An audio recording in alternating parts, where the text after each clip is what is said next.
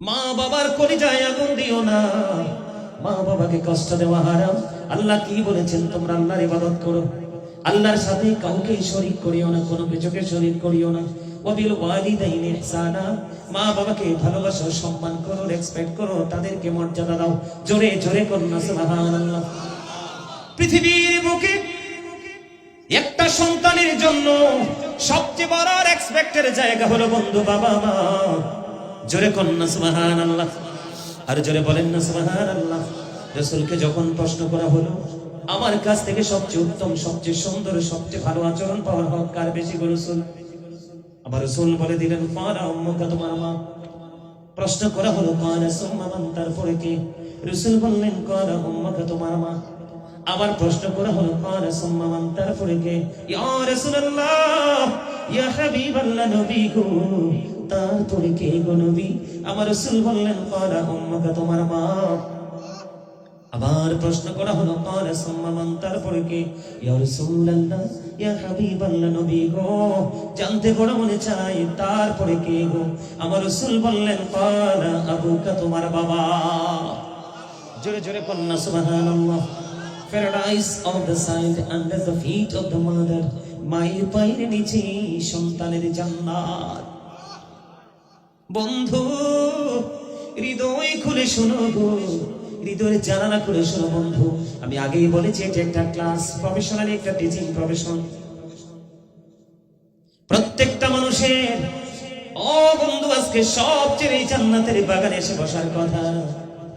কারণ আপনারা যারা আসেননি, বসেননি, বসতে চান না, আমি বলবো আপনারা কৃপণ। বলে হুজুর না না না, আমরা কৃপণ না। তাহলে কি বলবো? আপনারা অহংকারী।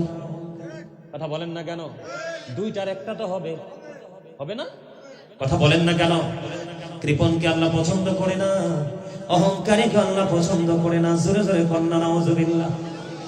কারণ বন্ধু আপনি আমি এখান থেকে যেতে পারবো কিনা এটাও জানি না।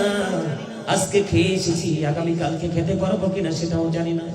আজকে এখান থেকে গিয়ে ঘুমাতে পারবো, আগামী দিন সকালে সূর্যের আলো দেখবো কিনা সেটাও জানি না। আপনি আমি কতটুকু সময় সুস্থ থাকবো সেটাও জানি না, ঠিক কিনা বলেন? এত কিছু অজানা থাকার পরে কেমন করে একটা মানুষ অহংকার করে? আল্লাহ অহংকারীকে পছন্দ করে না, পছন্দ করে না। কারণ অহংকার একমাত্র আল্লাহর সাথে, কারণ স্রষ্টা তিনি অদ্বিতীয়। জোরে জোরে কন্যা ঠিক না বেঠিক?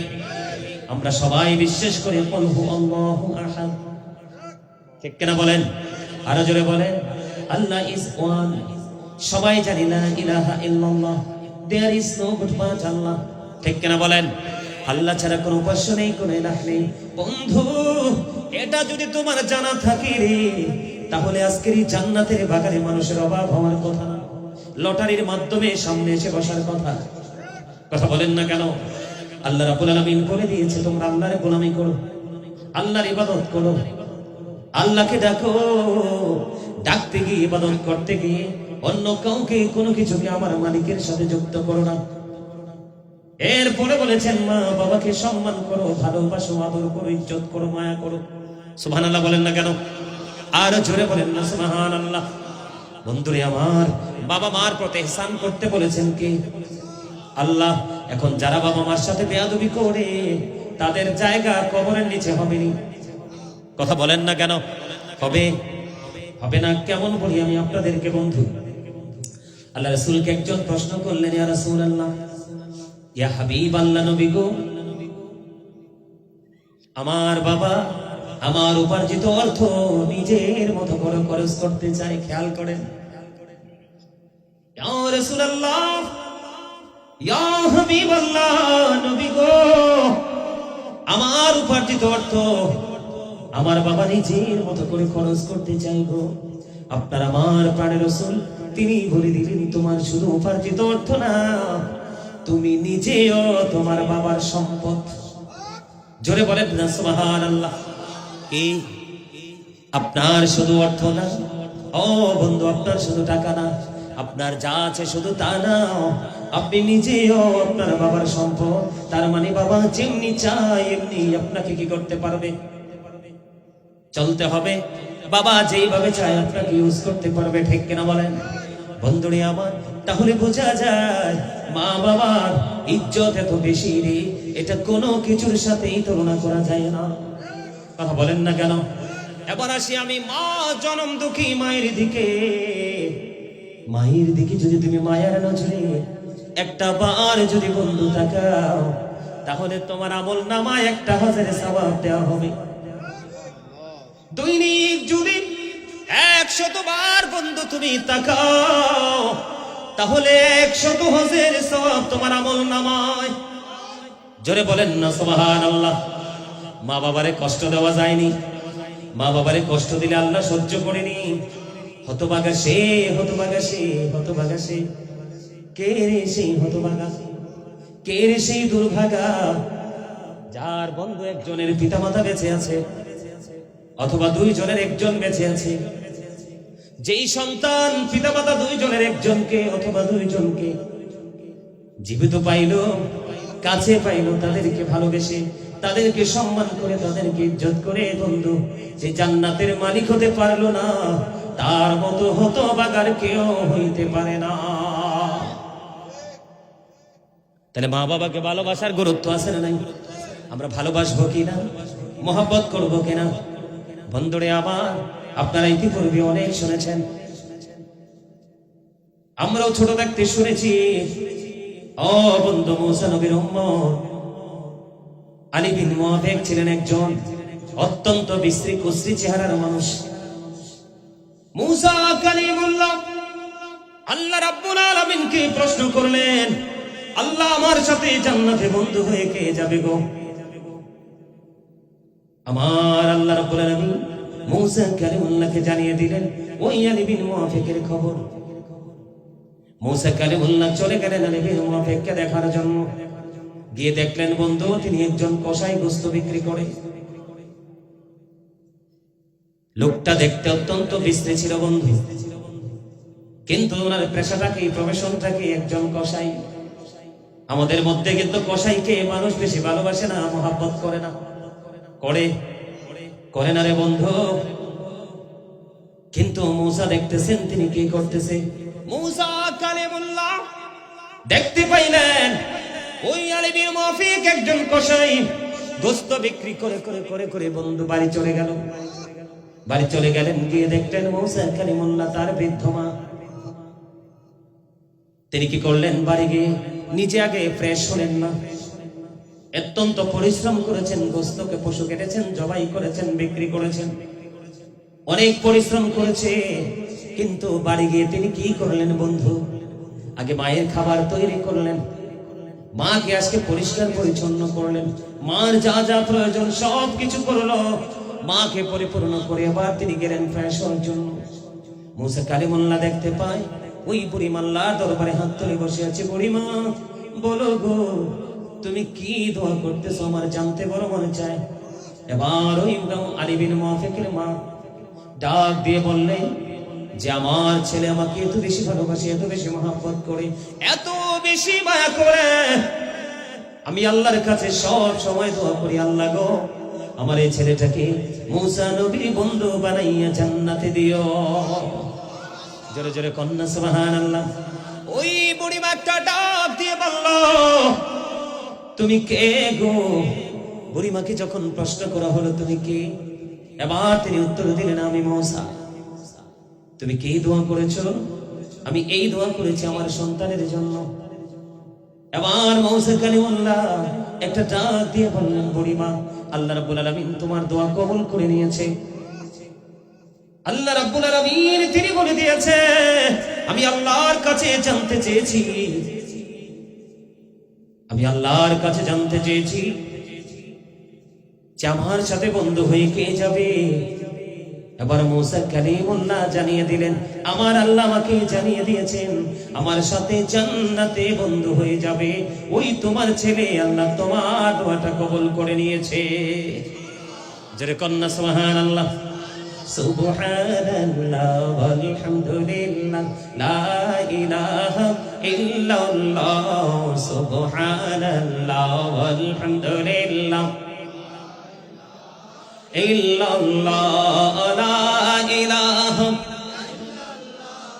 লা ইলাহা আরশ কুরসি লৌহ কলম সৃষ্টি যাহার ওসিলা আরশ কুরসি লৌহ কলম সৃষ্টি যাহার ওসিলা নিচে আল্লাহ খুশি হইয়া নাম রাখিলেন হাবিবুল্লাহ সুবহানাল্লাহ মহব্বতে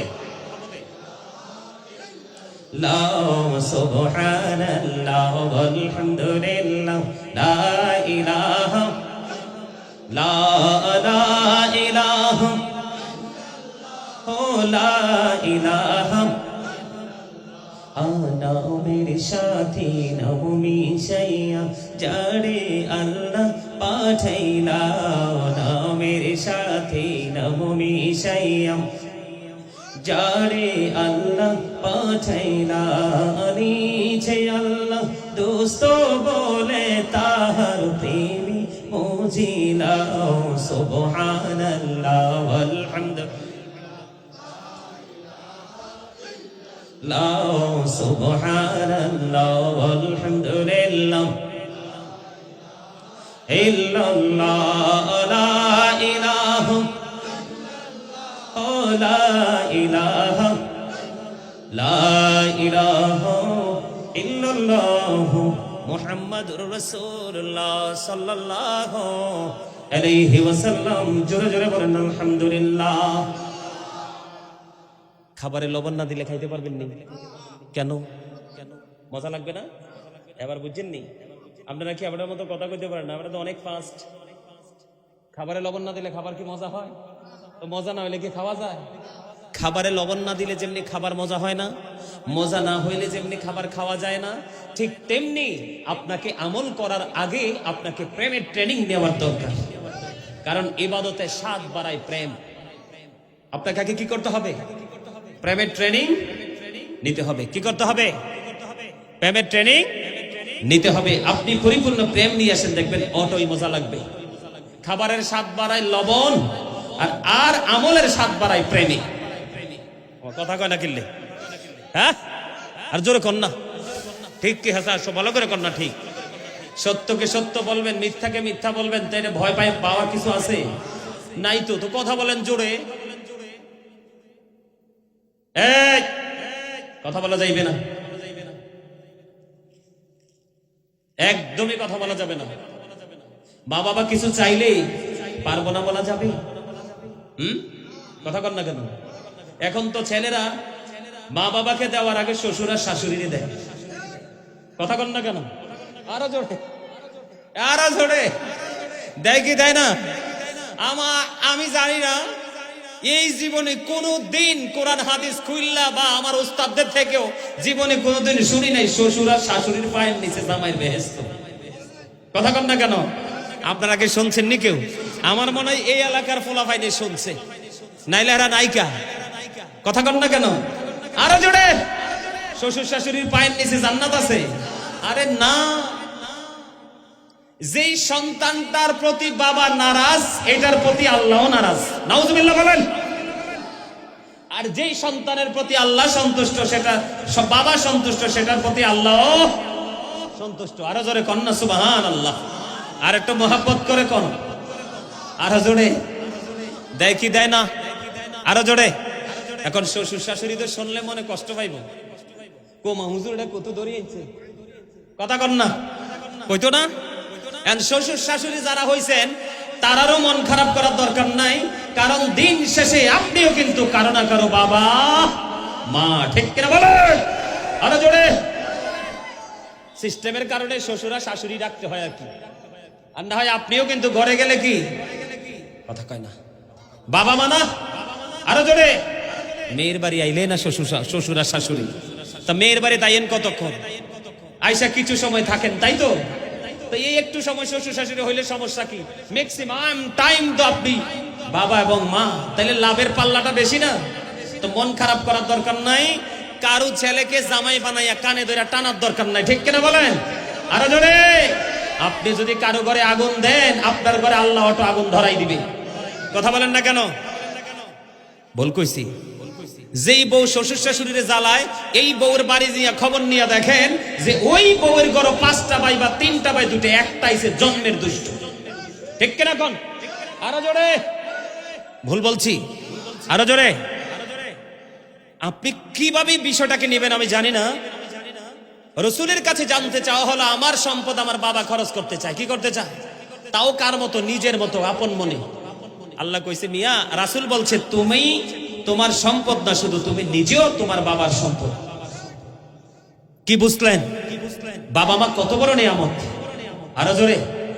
ম্যাক্সিমাম বাংলাদেশে, আমি সমস্যাগুলো বলি আপনাদেরকে। বাংলাদেশে দেখবেন মেয়ে হইলে বাবা মার মুখ কালা হয়ে যায়। অনেক বাবা মা কথা কম। ছেলে হইলে মনে হয় যে আসমানের তারা আসছে। বাংলাদেশের ইতিহাস খুঁজে দেখেন, প্রত্যেকটা যেগুলো বাবা মাকে বৃদ্ধাশ্রমে দেওয়া হয়েছে, প্রত্যেকটা বাবা মাকে ছেলেরাই দিছে, একটা মেয়েও তার বাবা মাকে বৃদ্ধাশ্রমে দেয় নাই। ঠিক কিনা বলেন? আরো জোরে। আর বিশেষ করে বাবা মাকে সবচেয়ে বেশি কষ্ট দেয় শিক্ষিত ছেলেগুলো। ছেলে চারটাই বড় চাকরি করে। কোন বউ তোমার ওই বউয়ে তোমার মারে দেখেন, আমি দেখবো কেন? এটাই স্বাভাবিক, কারণ আমি তো আমার মার দুধ খেয়ে বড় হয়েছি। ঠিক কিনা বলেন? সে তার মার দুধ খেয়ে বড় হয়েছে, তার চিন্তা ওই দিকেই থাকবে। কিন্তু সবাই আবার একরকম নয়। ঠিক কিনা বলেন? মা বাবার কদর বোঝানোর জন্য বলছি, 3 জন লোক সফরে গেলেন। কি করলেন? হাদিস শরীফের মধ্যে আছে। কয়জন সফর করলেন? সফর করতে করতে করতে করতে তারা একটা গুহার ভিতরে ঢুকলেন। গুহার ভিতরে ঢুকে গেলেন। ঢোকার পরে তারা দেখলেন হঠাৎ করে বিশাল এক পাথর এসে তাদের প্রবেশ মুখটাকে বন্ধ করে দিয়েছে। আল্লাহু আকবার বলেন। খেয়াল করবেন কয়জন লোক, তারা কোথায় ঢুকছে। এটা হাদিস শরীফের অত্যন্ত চমৎকার আলোচনা, খেয়াল করেন। আর বিশেষ করে এই জায়গাগুলো, আরেকটা কথা বলে রাখি, এই জায়গাগুলো কিন্তু আসলে সত্যিকার অর্থে সেন্স এবিলিটি সম্পন্ন পার্সনদের জন্য এই জায়গাগুলো। কথা কি বুঝতে পারছেন? এখান থেকে বিবেকবান মানুষ কিছু নিয়ে যেতে পারবে, যারা বিবেকহীন তাদের জন্য এখানে কিছু নাই। কি বলেন? কথা বুঝতে পেরেছেন? কয়জন লোক? 3 জন লোক বন্ধু সফরে বের হয়ে গেল। সফর করতে করতে করতে করতে করতে তারা বন্ধু একটা সময় গিয়ে কি করলো? গুহার মধ্যে ঢুকে গেল। ভিতরে ঢুকে গেল। হঠাৎ করে কুদরতে এক পাথর এসে তাদের প্রবেশ মুখটা বন্ধ করে দিল। 3 জন চিন্তা করতেছে, এখন কি করব? এমন পাথরে পৃথিবীর কারোরই কোনো শক্তি নেই পাথর সরাইবা, একমাত্র মালিক যদি দয়া করে পাথরটা না সরায়। আবার একটা কথা, আল্লাহ ছাড়া এই যে ভয়ঙ্কর বিপদের মধ্যে আমরা পড়েছি, এটা তো পৃথিবীর কেউ জানে না। জানে কে? আল্লাহ। আর বিপদগ্রস্ত যে 3 জন জানে যে আমরা এখানে আছি। বন্ধুরে আমার, আবার 3 জন মিলে পরামর্শ করলেন, আমরা তো এখানে আছি, এখান থেকে মুক্ত হব কিভাবে? কে রে আমাদেরকে বিপদ থেকে উদ্ধার করবে? 3 জনের মধ্যে পরামর্শ করলো। পরামর্শ করার পরে 3 জনের মধ্যে একটা সমাধান চলে আসলো। সমাধানটা কি? আমাদের জীবনে কত আমলিত করেছি, এই আমলের মধ্যে আমরা আমাদের জীবনের গুরুত্বপূর্ণ কোন আমলের উসিলা দিয়ে আজকে মালিকের কাছে দরখাস্ত করে দেব, আমার মালিক যেন আজকে ওই পবিত্র কাজের উসিলায় যেন আমাদেরকে আজকে বিপদ থেকে উদ্ধার করে। জোরে জোরে বলেন না সুবহানাল্লাহ। আর একটু মহব্বতে পড়ুন না সুবহানাল্লাহ। বন্ধু হৃদয় খুলে শোনো গো। বন্ধু, প্রথম জন তিনি ছিলেন মা বাবার পাগল, তিনি ছিলেন একজন কাঠুরিয়া। বন্ধুরে আমার, প্রথম জন উসিলা কোনটা বেছে নিয়েছে দেখেন। উনি এমন একজন মানুষ ছিলেন, মাকে অনেক বেশি ভালোবাসতেন, বাবাকে ভালোবাসতেন। বন্ধুরে আমার, এবার তিনি কি করলেন? বসে বসে খুঁজলেন যে আমি কোন আমল দিয়ে আল্লাহর কাছে দরখাস্ত করব। ওনার মধ্যে এমন একটা গুরুত্বপূর্ণ আকর্ষণীয় ইবাদত মনে হয়ে গেল। তিনি একদিন কাঠ কেটে আসলেন। আসার পর ওনার ঘরে দুধ দহন করার মতো প্রাণী ছিল।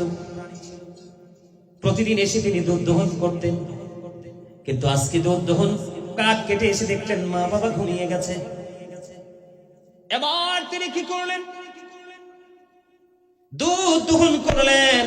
দুধ দহন করার পর দেখলেন মা বাবার ঘুম ভাঙে না, মা বাবা ঘুমিয়ে গেছে রে। এবার কি করলেন, দুধের পাত্রটা হাতে নিয়ে বন্ধু তিনি দাঁড়িয়ে রইলেন। ওনার সন্তান ডাকতেছে, বাবা বাবা গো, আমাকে একটু দুধ দাও, আমি দুধ পান করবো। কিন্তু বন্ধু ওই কাঠুরিয়া কি করলেন, না না না না, আমি দুধ দেব না, আমি আমার মাকে দুধ খাওয়াবো, তারপরে আমি তোমাদেরকে দিব। দুধের পাত্র নিয়ে দাঁড়িয়ে গেলেন বন্ধু। মা বাবার ঘুম ভাঙলো।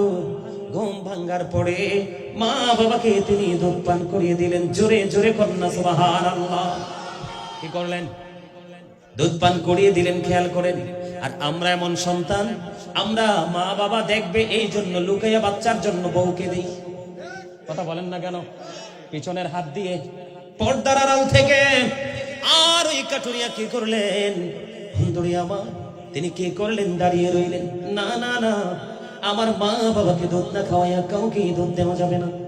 তিনি দাঁড়িয়ে রইলেন। সর্বশেষে মা বাবাকে দুধ পান করিয়ে তিনি শান্ত হয়ে গেলেন। এই ছেলেটা আজকে বন্ধু বড় বিপদে, তাও পাহাড়ের গুহার ভিতরে বন্ধু, পাথরের বিপদ। পৃথিবীর কেউ তো জানে না, এটা কেউ সরাইতেও পারবে না, মালিক যদি না সরায়। এবার ওই ব্যক্তি আল্লাহর কাছে দরখাস্ত করে দিলেন, মালিক মালিক রে, ওই দিনের আমল, ওই দিনের কাজ যদি তোমার কাছে বেশি ভালো লেগে থাকে, তোমার কাছে যদি বেশি পছন্দ হয় রে দয়াল, আমি সেদিন একমাত্র তোমার সন্তুষ্টির জন্য, তোমার দিদারের আশায়, তোমাকে খুশি করার জন্য আমি আমার মা বাবার সাথে উত্তম আচরণ করেছি। কারণ তুমি বলেছো মা বাবার সাথে উত্তম আচরণ করার জন্য। মালিক, সেই দিনের কাজ যদি তুমি আল্লাহ কবুল করে থাকো গো, তাহলে আমাকে আজকের এই বিপদ থেকে তুমি আমাকে বাঁচাও। ও বন্ধু, দোয়া শেষ হইতে দেরি রে, হাদিস শরীফের মধ্যে এসেছে দোয়া শেষ হইতে দেরি। এবার চাইয়া দেখলেন আল্লাহর কুদরতে অটোই পাথরখানা দরজা থেকে একটু সরে গেছে। জোরে জোরে বলেন না সুবহানাল্লাহ। বলেন আমার মা নাই, আমার বাবা নাই, দয়াল রে দয়াল, আমার কি মা ডাকার স্বাদ নাই, আমার কি বাবা ডাকার স্বাদ নাই রে। ভুলেন আমার মা নাই, আমার বাবা নাই, দয়াল রে দয়াল, আমার কি মা ডাকার স্বাদ নাই রে, আমার কি বাবা ডাকার স্বাদ নাই রে।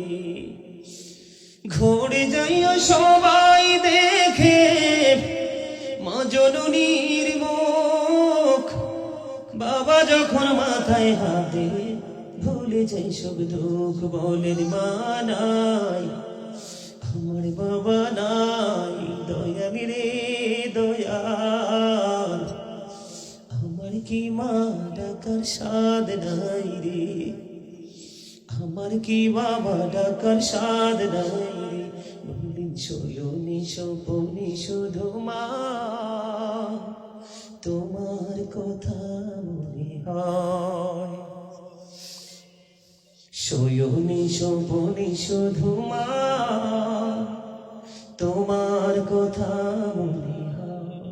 কতদিন দেখি না তোমার, ভুলে কি গেছো আমায়, ভুলে কি গেছো আমায়। আদুর সোহাগ মাগো আর কোথা পাবো, কারা চলে আমি নিজেকে জড়াবো। আদর সোহাগ মাগো আর কোথা পাবো, কারা চলে আমি নিজেকে জড়াবো। কার কাছে ধরবো মিছে বায়না, তোমার মতো কেহ নাই, শয়নে স্বপনে শুধু মা তোমার কথা মনে হয়। আমার ভুবন জোড়ে শুধু দুঃখ জ্বালা, কে আর পরাবে আমায় সুখের সে মালা। আমার ভুবন জোড়ে শুধু দুঃখ জ্বালা, কে আর পরাবে আমায় সুখের সে মালা। কপলে কে দেবে আর কাজলের টিপ তুমি জেনে ধরাই, শয়নে স্বপনে শুধু মা তোমার কথা মনে হয়। জোরে জোরে কন্যা মারহাবা, আরো জোরে বলেন না মারহাবা। মা বাবার কথা শুনলে ভাল লাগে না? কয়জন লোক আল্লাহ একজনের দোয়া কবুল করে নিয়েছে? জোরে জোরে কন্যা সুবহানাল্লাহ, আরো জোরে কন্যা সুবহানাল্লাহ। আর একটু মহব্বতে কি করে নিয়েছে? আল্লাহ কবুল করে নিয়েছে। জোরে কন্যা আমিন। আর একটু মহব্বত করে আরেকজন আল্লাহর কাছে দরখাস্ত দিয়ে দিয়েছেন। কি দরখাস্ত? ওনারও জীবনের গুরুত্বপূর্ণ একটা ইবাদতকে সামনে নিয়ে আসছেন। আরেকজন আল্লাহর কাছে দরখাস্ত করে দিচ্ছে, ওনার জীবনে উনি একটা মেয়েকে ভালোবাসতো। কাকে? একটা মেয়েকে ভালোবাসতো। সব সময় মেয়েটাকে সে কাছে পাবার আকাঙ্ক্ষা করত, কিন্তু কোনোভাবেই সে মেয়েটাকে কাছে পাচ্ছে না। একটা সময় এমন পরিস্থিতি হলো, মেয়েটার পরিবেশ প্রতিকূলে চলে গেল। তখন ওই মেয়েটার ওই ছেলেটা 2 নাম্বার যে দোয়ার প্রার্থী আল্লাহর কাছে চাচ্ছে, তিনি কি করলেন? 200 দিরহাম দিয়ে মেয়েটার কাছে চলে গেলেন তার নিজের স্বাদ মেটানোর জন্য। নাউজুবিল্লাহ বলেন। এবার কি করলেন? মেয়েটার কাছাকাছি যাওয়ার কারণে, কাছাকাছি যাওয়ার পরে ছেলেটাকে ডাক দিয়ে বলল, থামো, আমাকে যিনি বউ করে ঘরে নিয়ে যাবে তার জন্য আমি আমার ইজ্জতকে কি করে রাখবো? মজুদ করে রাখবো। তুমি আমাকে টাচ করো না। সুবহানাল্লাহ বলেন না, আরো জোরে। বন্ধুরে আমার, ওই ছেলেটা কি করলেন? মেয়েটা থেকে দূরে সরে চলে আসলো এবং তাকে যে 200 দিরহাম দিলেন, এই 200 দিরহামের দাবিও সে মাফ করে দিল। এত বড় ত্যাগ তিনি করেছেন। ওই ব্যক্তি আল্লাহর কাছে আজকে বিপদগ্রস্ত, বিপদে পড়ে আল্লাহকে ডেকে বলছে, আল্লাহ গো, ওই দিন যে এই কাজটা করেছিলাম, পাপ কাজ থেকে দূরে ছিলাম একমাত্র তোমাকে খুশি করার জন্য, তোমার সন্তুষ্টির জন্য। ওই দিনের এই কাজ যদি তোমার কাছে পছন্দ হয়, ভালো লাগে, তাহলে আজকে আমাকে এই বিপদ থেকে তুমি উদ্ধার করো। বলতে দেরি বন্ধু, তোমার শেষ হইতে দেরি, পাথরখানা আরো একটু সরে গেছে। জোরে জোরে বলেন না সুবহানাল্লাহ, সুবহানাল্লাহ। বন্ধুরে আমার, এবার কি করলেন? তৃতীয় জনের পালা। আমরা কিন্তু এই দুনিয়ার মধ্যে মানুষের হক নষ্ট করতে পারলে, মারতে পারলে খুশি হই। কথা বলেন না কেন? মানুষের হক মারতে পারলে খুশি হই না? মনে করি অনেক বড় বিজয়ী হয়ে গেছি আমি। আর একজন আল্লাহর কাছে দরখাস্ত দিলেন, ওনার জীবনের আমলটা কেমন? আমাদের দেশে আমরা কাজের লোক দিয়ে কাজ করাই না। কথা বলেন না কেন? ওই তৃতীয় জন উনি আল্লাহর কাছে প্রেজেন্ট করে দিলেন, সামনে নিয়ে আসলেন ওনার জীবনের গুরুত্বপূর্ণ একটা ইবাদত। ওনার কাছ থেকে একজন শ্রমিক পারিশ্রমিক না নিয়ে তিনি চলে গেলেন। তার মানে একজন মালিকের কাজ করলেন, একজন গোলাম কাজ করলেন ঠিকই, কিন্তু বেতন নিলেন না। বেতন না নিয়ে চলে গেল। ওই মালিক হলো আজকের এই তৃতীয় জন, যিনি আল্লাহর কাছে তৃতীয় জন দেওয়ার জন্য প্রস্তুত। তিনি কি করলেন? ওই শ্রমিকের সম্পদগুলো জমা করে রেখে দিলেন, অবন্দেগুলোকে ইনভেস্ট করলেন। একদিন হঠাৎ করে ওই গোলাম চলে আসতো, মালিক, আপনার কাছে আমার কিছু শ্রম পারিশ্রমিক হয়ে গেছে, এটা আমি নিতে এসেছি। ওই মালিক দেখিয়ে দিল, ওই যে পশুগুলো, এগুলো তোমার। সুবহানাল্লাহ বলেন না? এই কেমন হয়েছে জানেননি? আমরা যেরকম ছোট্ট মুরগি একটা পাললে বড় হয়, ডিম দেয়, বাচ্চা হয়। গরু একটা ছোট্ট কিনলাম, বড় হলো, বাচ্চা দিল। ছাগল কিনলাম, বড় হলো, বাচ্চা দিল। এমনি করে করে বাড়তে থাকে কিনা? এবার ওই শ্রমিক আশ্চর্য হয়ে গেল, অবাক হয়ে গেল শ্রমিক। এগুলো কি আমার? কয় হ্যাঁ, এগুলো সব তোমার। কেমন করে সম্ভব গো? কারণ তুমি যেদিন আমার কাছে পারিশ্রমিক রেখে গিয়েছিলে, সেই দিনই তোমারটা আমি ইনভেস্ট করেছি, আজ পর্যন্ত এইটুকু এসে দাঁড়িয়েছে, এটা সবটা তোমার, তুমি নিয়ে যাও বন্ধু। জোরে জোরে কন্যা সুবহানাল্লাহ। এবার মালিককে একটা ডাক দিলেন, আল্লাহ, ওই দিন যেই কাজ করেছিলাম একমাত্র তোমার সন্তুষ্টির জন্য, তোমার দিদারের আশায়, তুমি আল্লাহকে রাজি করার জন্য, ওই দিনের এই কাজ, ওই দিনের এই গোলামি যদি তোমার কাছে পছন্দ হয়ে থাকে মালিক, আজকে এই বিপদ থেকে উদ্ধার করো বন্ধু।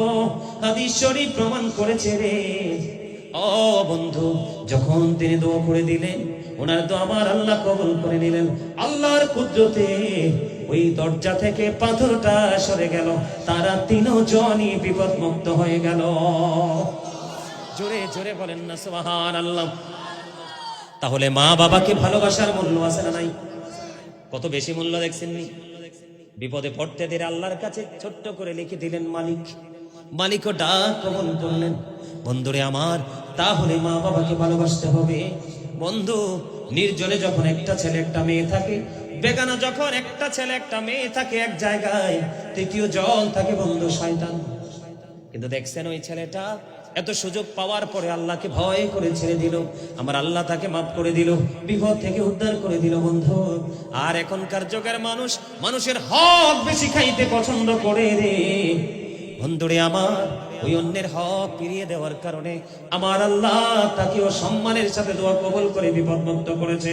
আল্লাহ যেন আমাদেরকে সেভাবে পথ চলার তৌফিক দান করে। সকলে বলুন আমিন। আরেকটা মহাব্বতে বলুন না আমিন। বন্ধুরে আমার, খবরটা মজার কিনা? ভাল লাগছে না আপনাদের কাছে? গুরুত্বপূর্ণ কথা তো, এগুলো শিক্ষা না? আজকে থেকে যুবক ভাইদেরকে বলবো, কখনো চোখ আঁকা বাঁকা কোনো দিকে নেওয়ার সুযোগ নাই। আছে নিলে কি হবে? বিপদ। কারণ আপনি একবার তাকিয়েছেন মনের অজান্তে, এটা কোনো অপরাধ না। কিন্তু সেকেন্ড টাইম আপনি তাকিয়েছেন, তাহলে কিন্তু বিপদ বেড়ে যাবে। ঠিক কিনা বলেন? আল্লাহ আমাদেরকে আমলগুলো করার তৌফিক দান করে। সকলে বলুন আমি। এবার আসেন মা বাবার সম্মান কতটা বোঝানোর জন্য আরেকটা মজার জিনিস, আরেকটা হাদিস শরীফের অংশ বিশেষ আমি একটু আপনাদেরকে শোনাই। শুধু মা বাবার ইজ্জত কদর মর্যাদা বোঝানোর জন্য বলছি। আল্লাহর এক প্রিয় বান্দা ছিলেন বন্ধু, হযরত জুরাইজ। হযরত জুরাইজ এমন একজন আল্লাহ বলা ছিল, এমন একজন আল্লাহর প্রিয় বান্দা ছিল বন্ধু। তিনি নির্জনে ইবাদত করতে পছন্দ করতেন, একা একা ইবাদত করতে তিনি পছন্দ করতেন বন্ধু।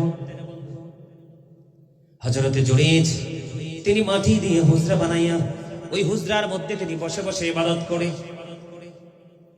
একদিন তিনি নামাজরত অবস্থায় খেয়াল করেন, কি নামাজরত অবস্থায় হুজরার ভিতরে, হুজরাটা ছিল মাটির বানানো। বাহির থেকে মা আসলো, মা এসে ডেকে ডেকে বললেন, বাবা জুরাইজ, আমি এসেছি তোমার সাথে দেখা করার জন্য। কিন্তু জুরাইজ তো নামাজরত অবস্থায়। জুরাইজ আল্লাহকে ডাক দিয়ে বলল, মালিক, আমি তো নামাজরত অবস্থায়, আমি কি মায়ের সাথে দেখা করব নাকি আমি নামাজ চালিয়ে যাবো? মনে মনে আল্লাহকে বলতেছে। সর্বশেষে তিনি নামাজ চালিয়ে গেলেন। নামাজ শেষ করার পরে বাইরে দেখলেন মা নাই, আজকে চলে গেছে মা। দ্বিতীয় দিন আবার বন্ধু চলে আসলো মা। এই দিনে জুরাইজ নামাজরত অবস্থায়। জুরাইজ আজকেও নামাজ ভাঙলো না। মা এসে আজকেও সন্তানের সাথে দেখা করতে পারলো না। 2 দিন চলে গেল। তারপরে আরেক দিন আসলেন বন্ধু, 3 দিন। তৃতীয় দিন আসলেন, সেই তৃতীয় দিন জুরাইজ নামাজরত অবস্থায়। মাকে ডাকে, আজকেও তো বন্ধু জুরাইজ নামাজরত অবস্থায়। মা ডাকে কিন্তু জবাব পায় না। 1, 2, 3 দিন পর্যন্ত মায়ের সাথে দেখা করতে আসলো, কিন্তু মায়ের সাথে দেখা হলো না, ছেলের সাথে দেখা হলো না মায়ের। তৃতীয় দিন যাওয়ার সময় আল্লাহর কাছে বলল, আল্লাহ গো, একে একে 3 দিন করে আসলাম, দেখতে দেখা হলো না।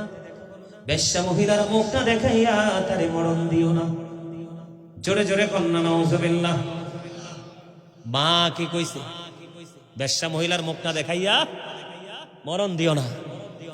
বন্ধুরে আমার,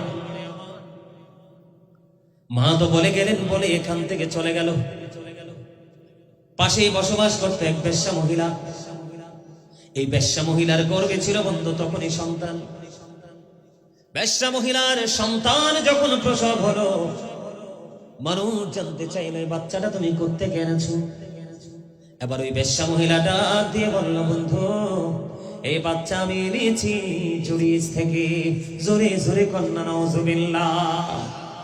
জুরাইজ কি জানে? জুরিস তো জানে নাই, খবরে তো নাই। ওই যে মা বলে গেছে, আল্লাহ রাব্বুল আলামিন কি করেছেন? মায়ের দরখাস্ত কবুল করে ফেলেছেন। এবার কি করলেন বন্ধু? খবর যখন জানাজানি হয়ে গেল, ছড়াছড়ি হয়ে গেল, এবার মানুষগুলো আসছেন জুরিজের হুজরাটা ভেঙে ফেলল, জুরিজকে প্রহার করতে থাকলো। এবার জুরিজ বলল, আমাকে প্রহার করছো কেন গো? এই কথা বলার পরে এবার বন্ধু কি হলো? জুরিজকে বলল, তোমাকে প্রহার করার কারণ হলো ওই বেশ্যা মহিলার পেটে তুমি সন্তান দিয়েছো। আবার বলেন না নাউযুবিল্লাহ। কিন্তু বন্ধু জুরিজ এই পাপের সাথে যুক্ত নাই, পাপ কাজ তিনি করেন নাই। এবার জুরিজ কি করলেন? আমাকে একটা ঘটি পানি দাও। ওনাকে একটা ঘটি পানি দেওয়া হলো বন্ধু। একটা ঘটি পানি দেওয়ার পরে উঁচু বানালেন, নামাজ পড়লেন। নামাজ পড়ার পরে বললেন, বাচ্চাটা কোথায়? আমার কাছে নিয়ে এসো। ওই যে বেশ্যা মহিলা যে বাচ্চাটা প্রসব করেছে, এই বাচ্চাটা নিয়ে আসলো।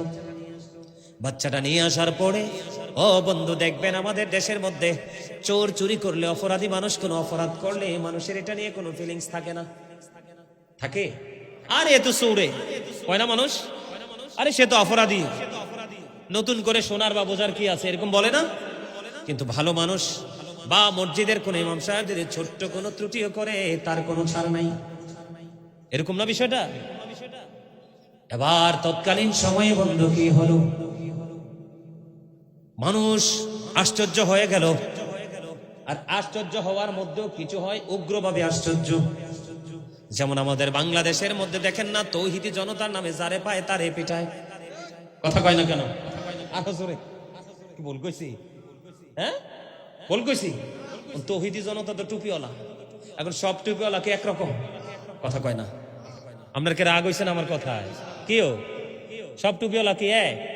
হ্যাঁ, এখন নাস্তিকরা কি জানে, ইহুদিরা কি জানে? সব টুপিওয়ালারে জঙ্গি।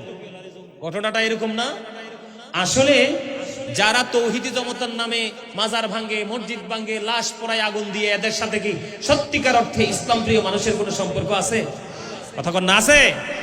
বলে হুজুর এই কান থেকে এখানে গেলেন কেন? ওই জুরিজের জীবনে এরকম উগ্র কিছু তৌহিদি ছিল। নাউজুবিল্লাহ কন না। কি ছিল? ওই তখন উগ্র কিছু তৌহিদি জনতা ছিল। দৌড়ে চলে আসলো, ওই হযরতে জুরিজের হুজরাটা ভেঙে ফেললো। তাকে বন্ধু টেনে হিঁচড়ে তাকে বের করা হলো। এবার জুরিজ বললেন, ওই বাচ্চাটাকে আমার কাছে নিয়ে আসো। বাচ্চাটাকে যখন তার কাছে নিয়ে আসলো, মানুষগুলো ওই হযরতে জুরিজের চরিত্র যাচাই করার জন্য দলবদ্ধ হয়ে গেলেন, সারিবদ্ধ হয়ে গেলেন। এবার কি করলেন?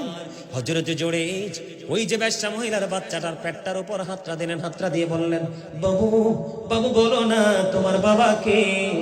ওই বাচ্চাটার জবান খুলে গেল। বাচ্চাটা বলে দিল, ওই রাখাল আমার বাবা। জোরে জোরে কন্যা সুবহানাল্লাহ। তাহলে এতে কি বোঝা গেল? জুরিজ আল্লাহওয়ালা নি? আরে কথা কন্যা মিয়া, আরো জোরে। আল্লাহওয়ালা কিনা? আল্লাহর প্রিয় কিনা?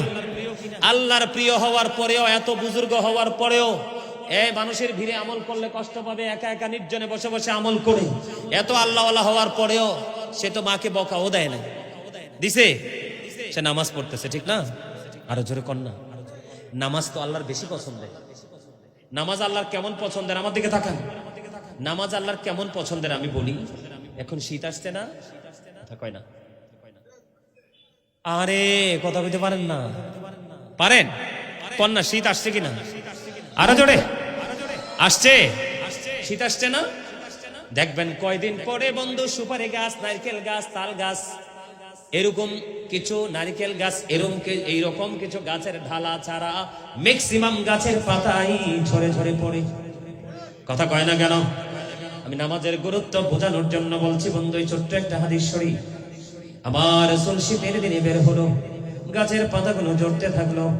এইভাবে রাসূল স্পর্শ করলেন, করার পরে নবীজি একটা ডাক দিলেন, রে আবু যর। আবু যর উত্তর দিলেন, লাব্বাইকা ইয়া রাসূলুল্লাহ। আবার আমার নবীজি বললেন, রে আবু যর, নজর দিয়ে চাইয়া দেখো শীতের কারণে শুষ্ক হয়ে গাছের পাতাগুলো কেমনে ঝরে ঝরে পড়ছে রে আবুজো। শীতের কারণে শুষ্ক হয়ে গাছের পাতা যেমনি ঝরে পড়ে রে, ঠিক তেমনি ভাবে আল্লাহর বান্দাগুলো যখন নামাজের মাধ্যমে আল্লাহর কুদরতে কদমে যখন এই কপালটা লাগাইয়া সেজদা দিয়ে দেয় রে, তখন ওই শীতের দিনের গাছের পাতার মতো আল্লাহর বান্দার গুনাহগুলি ঝরতে থাকে। আরো জোরে কন্যা সুবহানাল্লাহ। তাহলে নামাজের মর্যাদা তো আছে।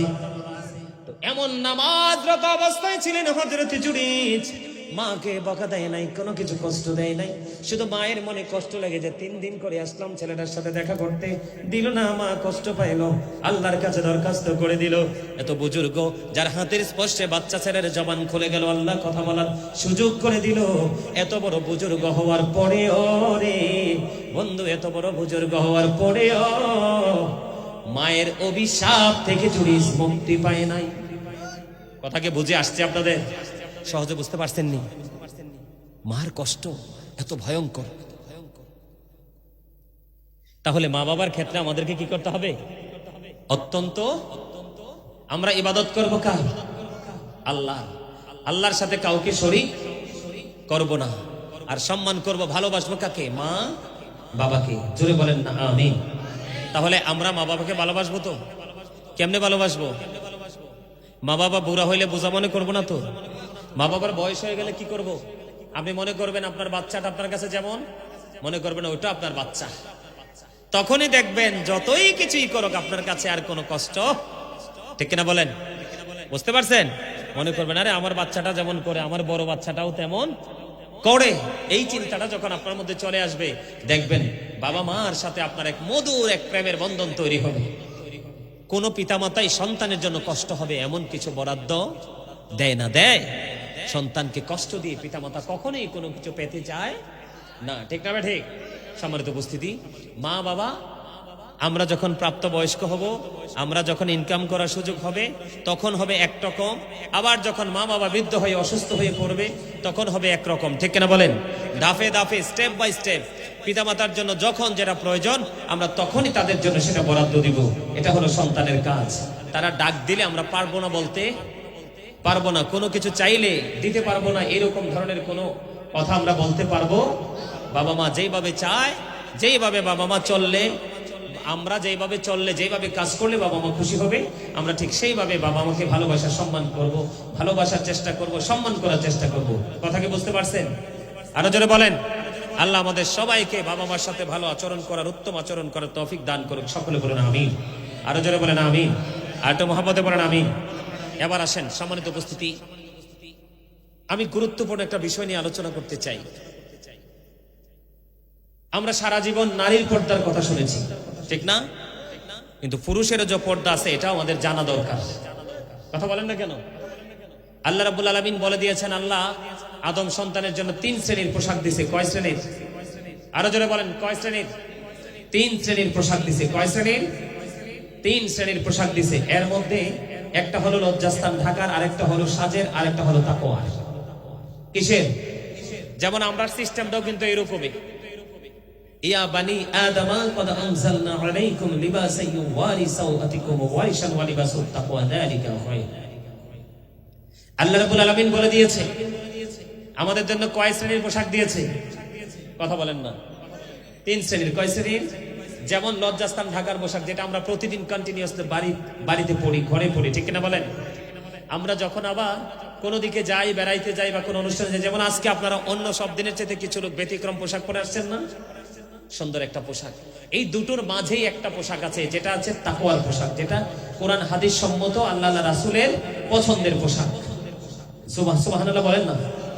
আর এই পোশাক পরা ঈমানদার পুরুষের জন্য ফরজ। কে? এদিকে তাকান। উপর দিয়া থাকবে বন্ধ পোশাকটা নাভি বরাবর। কি বরাবর? উপর দিয়া থাকবে নাভি বরাবর, আর নিচে দিয়ে থাকবে হাঁটুর নিচে, টাকনুর উপরে। এটা পুরুষের জন্য। কিসের জন্য? উপর দিয়া নাভি বরাবর আর নিচের দিক দিয়া বন্ধ, টাকনুর উপরে, হাঁটুর নিচে। এই কন্ডিশনে পোশাক পরা ঈমানদার পুরুষের জন্য ফরজ। কোনোভাবে নাভির নিচে যেতে পারবে না এবং টাকনোরও নিচে যেতে পারবে না। এখন আপনারা আমাকে বলেন, আমাদের দেশে যে ছেলেরা এখন বর্তমানে পোশাক পরে, তাদের পোশাকটা উপর দিয়েও থাকে নাভির নিচে, আর নিচে দিয়েও থাকে টাকনোর নিচে, ঠিক না ব্যাঠিক? এখন আল্লাহ কইছে কি, কথা বলেন না একটু, বিরক্ত হন না? বিরক্ত হন? বড় বড় হুজুররা রইছে তো, ওনারা আসবে, আরে কথা উত্তর দিতে হবে তো, নাইলে মনে থাকবে না, বাড়ি যাইতে যেতে আবার ভুলে যাবেন। উপর দিয়ে কি বরাবর? আর সবাই বলেন, উপর দিয়ে কি বরাবর? শুধুমাত্র পুরুষের জন্য। কার জন্য? আর নিচে দিয়া টাকনোর উপরে। এই কন্ডিশনে পোশাক পরা ইমানদার পুরুষের জন্য ফরজ। এখন আমাদের পোশাকটা উপর দিয়েও নিচে, নিচে দিয়েও, তাইলে আমরা শরীয়তের আইন মানলাম নি? তাহলে আমাদের ঠিকানা কোথায়? কোথায় বলেন না? আল্লাহ যেই কথা কইছে এই কথার উপরে কথা কোন যাইব? হ্যাঁ, আল্লাহ আল্লাহ রাসূলকে কষ্ট দেওয়া যাইব? আল্লাহ আল্লাহ রাসূলকে কষ্ট দিলে আপনাকে আল্লাহ রাব্বুল আলামিন দুনিয়া আখিরাতে কি করেছেন? অভিশপ্ত করেছেন এবং লাঞ্ছনাদায়ক শাস্তির ব্যবস্থা করে রেখেছেন। তা আল্লাহই কইছে আমাদেরকে কি উপর দিয়া নাভি বরাবর, নিচে দিয়া টাকনোর উপরে। এখন বিশেষ করে সবচেয়ে বড় লজ্জিত লজ্জাজনক পোশাক হলো জিন্স প্যান্ট। একবার শেষ। কথা কয় না কেন? যদি পাঞ্জাবি না পড়ে, কি করে? যদি পাঞ্জাবি না পড়ে, গেঞ্জি অথবা শার্ট পরে এই ছেলে যদি নামাজ পড়তে যায় রুকু দেয়, 100% পিছনের কাছার থেকে লজ্জাস্থান দেখা যায়। নাউজুবিল্লাহ কন না কেন? আরো জোরে। আল্লাহ রাব্বুল আলামিন যেই মানুষগুলোকে কাল হাসরের ময়দানে ক্ষমা করবে না, তাদেরকে দয়া করবে না, মায়া করবে না বন্ধু, তাদের মধ্যে অন্যতম একজন হলো যারা অহংকার করে করে টাকনোর নিচে ঝুলিয়ে ঝুলিয়ে পোশাক পরে। জোরে জোরে কন্যা নাউজুবিল্লাহ। খবরটা দেখছেন নি? কত ভয়ঙ্কর। শুধুমাত্র পোশাকের জন্য। কিসের জন্য? এই দুনিয়াতে যারা ইজ্জতের পোশাক পরবে তাদের জন্য হাসরের ময়দানে বেজ্জতির পোশাক বরাদ্দ আছে। আর যারা এই দুনিয়াতে বন্ধু কোরআন হাদিসের আইন মেনে পোশাক পরবে, তাদের জন্য জান্নাতে স্পেশাল পোশাক বরাদ্দ রেখেছেন আমার আল্লাহ। জোরে জোরে কন্যা সুবহানাল্লাহ। আর জোরে বলেন না সুবহানাল্লাহ।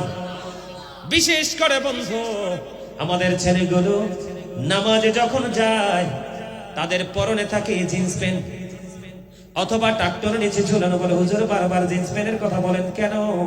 অন্যটা কিন্তু বইটা ছোট্ট করা যায়। কি করা যায়? আমরা ট্রাউজারটা বটা যায় না? যায়। লুঙ্গিটাও খুলে আবার উপরে উঠানো যায়। কিন্তু বন্ধু জিন্স প্যান্টটা এত ভয়ঙ্কর, এই প্যান্টটা কোনোভাবে উপরে তোলা যায় না, কারণ এটা জন্মই হয়েছে ছোট্ট হয়ে। আমার কথা কয় না কেন? এটার বাচ্চা, এটা বাচ্চা। কি কথা কয় না কেন? এটা কি হয়েছে?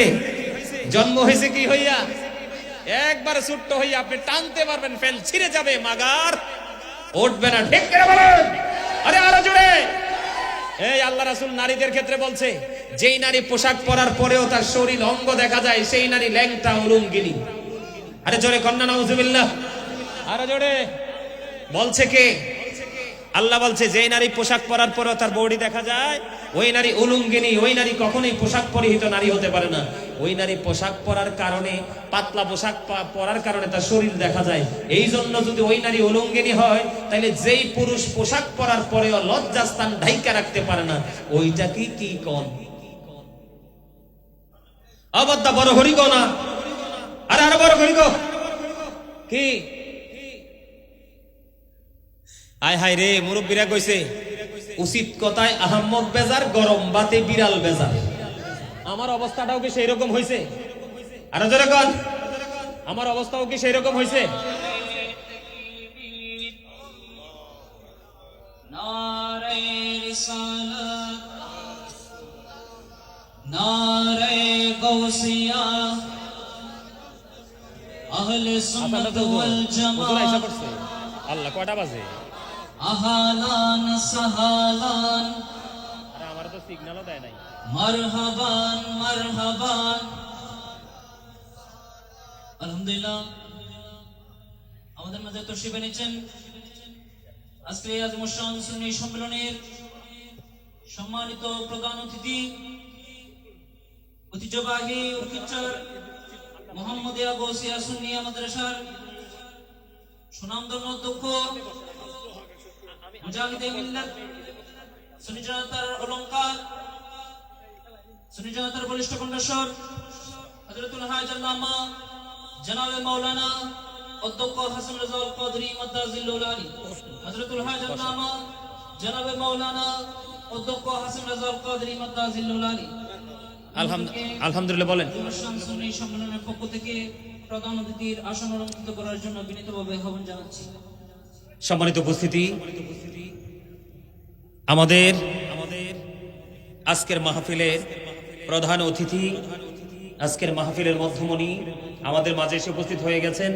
আপনারা এখনো যারা এদিক সেদিক ঘোরাফেরা করছেন সকলকে বিনীতভাবে অনুরোধ করছি আপনারা সবাই প্যান্ডেলে চলে আসেন, জান্নাতের বাগানে চলে আসেন। সম্মানিত উপস্থিতি, আমি আলোচনাটা অল্প কিছুক্ষণের মধ্যেই গুছিয়ে নিচ্ছি। হুজুরকে বসিয়ে রেখে আমি বেশি আলোচনা করব না, উনি অসুস্থ। আমার দিকে তাকান, এদিকে তাকান। আবু বকর সিদ্দিক রাদিয়াল্লাহু তাআলা আনহু প্রশ্ন করলেন, ইয়া রাসূলুল্লাহ, এদিকে তাকান। আল্লাহ রাসূল বললেন, খেয়াল করেন, আল্লাহ রাসূলকে প্রশ্ন করলেন সিদ্দিক আকবর যে আমার পোশাকটা যখন টাকনোর নিচে চলে যায় আমি এটাকে কি করি? উপরে উঠিয়ে নিই। ইয়া রাসূলুল্লাহ, আমি কি সাজার অন্তর্ভুক্ত হব? আমার রাসূল বলেছেন না। সুবহানাল্লাহ বলেন না কেন? আরো জোরে। তার মানে আপনি মনে করতেছেন আপনার পোশাকটা শরীয়তের সীমার বাইরে চলে গেছে, তার মানে টাকনুর নিচে, নাভির নিচে চলে গেছে।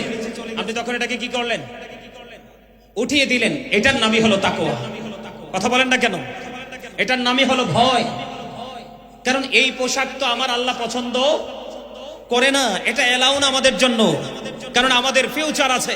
ঠিক কিনা বলেন? কথা কি বুঝতে পেরেছেন? আমার দিকে তাকান। তো তাহলে আমাদেরকে কি করতে হবে? পোশাক আশাকের ক্ষেত্রে আদব রাখতে হবে। আমরা ঈমানদার। আল্লাহ রাব্বুল আলামিন বলেছেন উইদ্দাতিল মুত্তাকিন, মুত্তাকিনদের জন্য আল্লাহ বরাদ্দ করে দিয়েছে অবর্ণনীয় সুখের জায়গা জান্নাত। এখন ওই জান্নাতে যাইতে হলে আপনাকে আমাকে সেই জায়গার উপযুক্ত হতে হবে। কি হতে হবে? আপনি প্রত্যেকটা সেক্টরে আপনি কি করতে হবে? সঠিকভাবে কোরআন সুন্নাহর আইন মেনে চলতে হবে। ঠিক কিনা বলেন? আরো জোরে। এইভাবে পোশাক পরা না পুরুষের জন্য কি ফরজ? এইটা আমরা কি করতে হবে? পড়তে হবে। কথা কি বুঝতে পারছেন? এখন আপনারা মনে মনে ভাবতে পারেন যে হুজুর, যদি এটা যদি আমাদের জন্য নাজায়েজ হয় তাহলে এই পোশাকটা আবিষ্কার করলো কে? এই পোশাক কিন্তু মুসলমানের আবিষ্কার না। এই আবিষ্কার হলো কার? আপনার আমার এগেনিস্ট পার্টি যারা, ইহুদিরা যারা, বেঈমান যারা, তাদের। যেমন আমি আপনাকে এক্সাম্পল দেই, আমাদেরকে আল্লাহ রাসূল কি বলেছেন? মেসওয়াক করার কথা বলছে না? আমাদের যদি কষ্ট না হতো তাহলে প্রত্যেকটা নামাজের আগে মেসওয়াক করতে হতো। বলেছে কে? আমার রাসূল। এখন আমাদের হাত থেকে মেসওয়াকটা কি করে নিয়েছে? কেড়ে নিয়েছে কে? ইহুদিরা ব্রাশ ধরিয়ে দিয়েছে। ঠিক কিনা বলেন? আরো জোরে। আমরা আগে ছোট্ট থাকতে সকালে আমরা সবাই আগে মাদ্রাসায় গিয়েছি, বোরকানিয়া মাদ্রাসায় যাই নাই? কথা বলেন না কেন? কিন্তু এখনকার বাচ্চারা কি আর মাদ্রাসা যাওয়ার সুযোগ আছে? না। এখন প্রকাশ হয়েছে কিন্ডারগার্টেন। এই কিন্ডারগার্টেন প্রকাশ হয়ে আমাদের বোরকানিয়া মাদ্রাসা কি হয়ে গেল? বন্ধ হয়ে গেল। ঠিক কিনা বলেন? এমনি করে ধীরে ধীরে ধীরে ধীরে এবার দেখেন আমাদের যেই আপনার পোশাক আশাকের ক্ষেত্রটা, নারীর ক্ষেত্রে বলেন, পুরুষের ক্ষেত্রে বলেন, প্রত্যেকটা ডিজাইন কিন্তু আপনার ইহুদিদের, বেঈমানদের। ঠিক কিনা বলেন? আরো জোরে। চুল কাটার স্টাইল দেখেন, দাড়ি রাখার স্টাইল দেখেন, পোশাক পরার স্টাইল দেখেন, সবগুলো দেখেন বেঈমান কাফেরদের। অথচ বেঈমান কাফেররা মুসলমানের প্রকাশ্য শত্রু। তাহলে আমাদেরকে এই পোশাক পরা যাবে? কোনোভাবেই যাবে? এদিকে তাকান। শুধু নারীরা বেপরদা থাকলে হাসেন। আজকে থেকে আপনাদেরকে দেখলে যদি আপনাদের এই পোশাকটা যদি শরীয়ত সম্মত না হয়, আপনাদের পোশাক দেখলেও কিন্তু নারীরা হাসবে। কথা বলেন?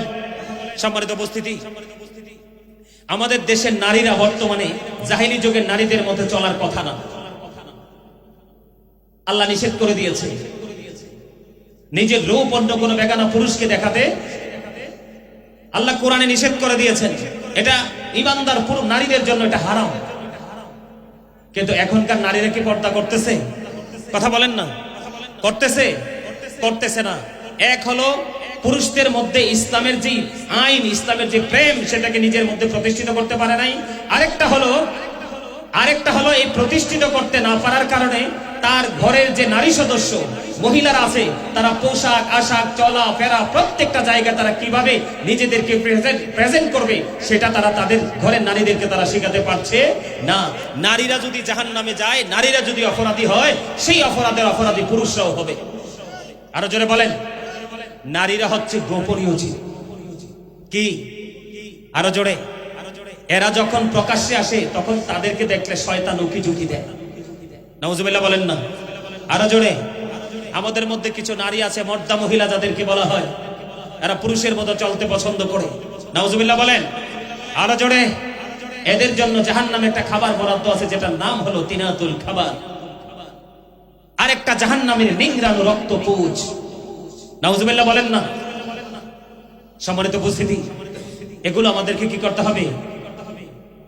আর নারীদেরকে কখনোই পাতলা কাপড়, পাতলা পোশাক কিনে দিবেন না। পাতলা পোশাক পরার পরে তার বডিটা দেখা যায়, শরীরটা দেখা যায়, তাহলে সেই নারী হলো কি? উলঙ্গিনী। নাউজুবিল্লাহ বলেন। পোশাকহীন নারীর মধ্যে আর ওই নারীর মধ্যে কোনো পার্থক্য নেই। আর বিশেষ করে দেবর পর্দার ক্ষেত্রে আমাদের দেশের ম্যাক্সিমাম মেয়েদের কিন্তু শ্বশুর বাড়িতে গেলে ননদের হাজবেন্ড, যার যেটা হলো ছেলে ছোট বোনের জামাই, আছে না নাই? ওটার সাথে ভালো সম্পর্ক থাকে। আরেকটা হলো ছেলের ছোট ভাই, যেটাকে আমরা বলি দেবর। দেবর সম্পর্কে যখন রাসূলকে প্রশ্ন করা হলো, রাসূল বললেন, একটা নারী তার দেবরের সাথে দেখা করার চাইতে মৃত্যু অনেক বেটার। কথা কি বুঝে আসছে আমার? কথা বলেন। তাহলে আমাদেরকে কি করতে হবে? আরো জোরে। হিসাব নিকাশ করে নিজেদেরকেও চলতে হবে, মা বোনদেরকেও চালাতে হবে। হবে কি হবে না? আর একটা কথা হলো, এখনকার ছেলে মেয়েদের মধ্যে কিন্তু একটা, যেটাকে উপদ্রব বলা হয়। দেখবেন অনেক ছেলেরা মেয়েদের জিনিস ইউজ করে। যেই ছেলেরা মেয়েদের জিনিস ইউজ করে, যেই মেয়েরা ছেলেদের জিনিস ইউজ করে, দুই দলে অভিশপ্ত, লানত প্রাপ্ত। সম্মানিত উপস্থিতি, আসলে আপনাদের কাছে কথাগুলো কিরকম লাগতেছে আমি জানি না, আপনাদের কাছে ভালো লাগতেছে কিনা। আমি আলোচনা শেষ করে দিচ্ছি। হুজুর যেহেতু চলে আসছে, বিষয়টা শুধু একটু গোছানোর জন্যই আমি আবার বসছি, না বসতাম না। সম্মানিত উপস্থিতি, সকলে মা বাবার সাথে ভালো আচরণ করবেন, আর নারী এবং পুরুষ উভয়ের পর্দাটাকে ঠিক করে রেখে পথ চলার চেষ্টা করবেন।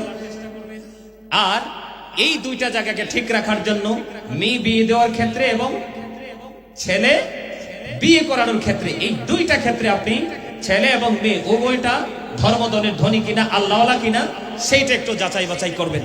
সম্মানিত উপস্থিতি, আল্লাহ আমাদেরকে কোরআন হাদিসের আইন মেনে আলেমদের সাথে সুসম্পর্ক রেখে তাদের সাথে সত্যিকারের জ্ঞান অর্জন করে আমরা যেন পথ চলতে পারি, আল্লাহ যেন আমাদেরকে সেই তৌফিক দান করে। সকলে বলুন আমিন।